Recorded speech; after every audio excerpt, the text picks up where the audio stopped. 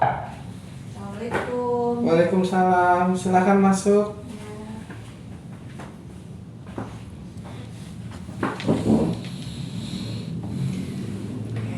Begini, perkenalkan nama saya Rizka. Di sini saya mau konseling mengenai pekerjaan. Oh, baik. Mbak Rizka, silakan boleh diceritakan apa yang ingin diceritakan. Jadi sebenarnya saya tuh udah bekerja di suatu perusahaan. Oke. Itu selama kurang lebih hampir 8 tahun. Baik. Nah, selama 8 tahun itu baik-baik saja gitu, masih berjalan dengan lancar. Kemudian di akhir-akhir ini tuh saya merasa sepertinya pekerjaan saya dan apa yang saya kerjakan itu udah berat gitu, sudah berat, terus sudah merasa burn out seperti pekerjaan dan kemampuan saya itu lebih berat pekerjaannya, jadi sudah tidak mampu lagi, udah jenuh gitu di pekerjaan saya gitu. Jadi saya tuh berniat buat resign gitu dari pekerjaan ini dan ingin mencari pekerjaan yang lebih pas dengan diri saya gitu. Gimana menurut? Baik, kalau boleh tahu tadi udah berapa lama Hampir bekerja? 8 tahun. 8 tahun, oke. Berarti selama ini Mbak Rizka bekerja cukup lama ya, 8 tahun. Kemudian mungkin apakah dari teman lingkungan cukup mendukung faktor pekerjaan dari Mbak Rizka sendiri? Maksud saya faktor pertemanannya atau lingkungan kerjanya, apakah semua mendukung Mbak Rizka untuk melakukan kegiatan kerjaan sehari-hari? Dari lingkungan sama tim dari lingkungannya seperti teman, atasan, partner gitu sih nggak masalah. Cuman masalahnya itu lebih ke dari pusatnya ya gitu. Peraturan-peraturan yang berubah-ubah gitu. Terus banyak sekali kegiatan-kegiatan yang di luar job desk saya gitu. Oh, baik. Berarti peraturan dari pusatnya ya yang berubah. Kalau menurut saya nih coba dibicarakan, kan Mbak Rizka punya struktur organisasi ya, tentunya kan di dalam pekerjaan itu kan kita nggak bisa sendiri, kita juga punya perwakilan nih, ibaratnya atasan kita. Jadi coba dibicarakan dulu Mbak Rizka untuk mempersoalkan masalah Mbak Rizka sendiri. Jadi ngomong berdua nih antara atasan dengan Mbak Rizka sendiri, dimana keluhan itu dibicarakan secara baik-baik. Nah, kemudian jika memang faktor lingkungan mendukung semua kegiatan Mbak Rizka bekerja dalam sehari-hari, ya berarti tinggal Mbak Rizka ngomong secara personal dengan atasan Mbak Rizka, mungkin dibicarakan secara baik-baik. Kemudian nanti apapun hasilnya, nanti ketika atasan kita sudah berbicara dengan kita, ya mudah-mudahan ada jalan keluar yang kita inginkan ya dari Mbak Rizka sendiri. Jadi saya cuma bisa mengarahkan aja nih, saya nggak bisa memutuskan.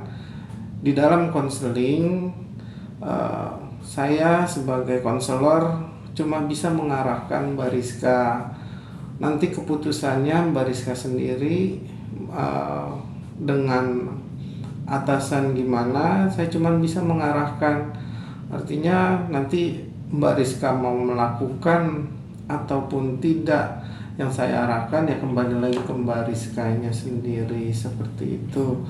Nah untuk kejenuhan atau burnout sendiri ya memang yang namanya peraturan kan memang sering berubah-berubah, tapi kalau kita bersama nih secara gotong royong, saya rasa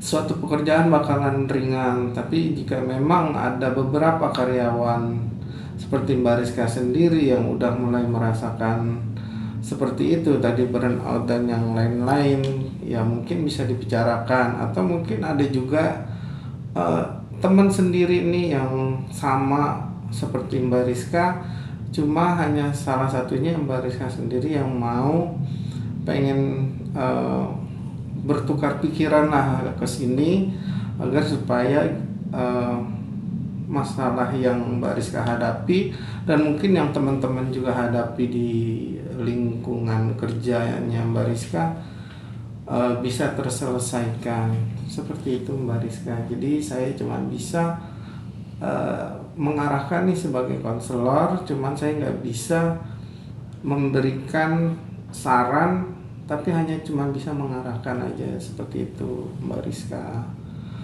Dan perlu Mbak Rizka ketahui di dalam konseling, insya Allah identitas Mbak Rizka dan yang lain-lain itu kita ada yang namanya asas kerahasiaan antara konselor saya sendiri dengan Mbak Rizka sebagai klien saya, bahwa kita ada kerahasiaan. Kerahasiaannya itu maksudnya ketika klien ingin konseli ke konselor, itu kita jaga privasi data-data mereka seperti itu Mbak Rizka. Jadi Mbak Rizka nggak perlu khawatir nih, takutnya nanti gimana setelah Mbak Rizka cerita ke saya kemudian nanti jadi takut untuk bercerita kembali. Tapi mudah-mudahan dengan apa yang udah saya arahkan tadi, yaitu untuk coba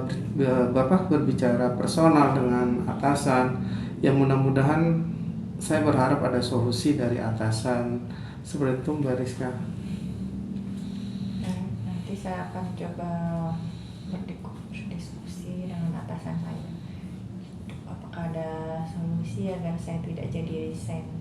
Nah yang penting satu sih, jika memang faktor lingkungan sudah mendukung, kemudian yang lain-lain juga sudah mendukung, artinya ada kerjasama antara tim, ya mudah-mudahan ada solusi. Yang penting kita sudah menyampaikan apa yang kita keluhkan ya sebagai ya namanya sebagai bawahan atau karyawan. Pastikan ibaratnya ada atasan yang mewakili kita nih di dalam suatu organisasi, baik itu di perkantoran, di klinik maupun dimanapun, pasti kita ada yang mewakili, itu atasan kita atau kepala cabang itu sendiri.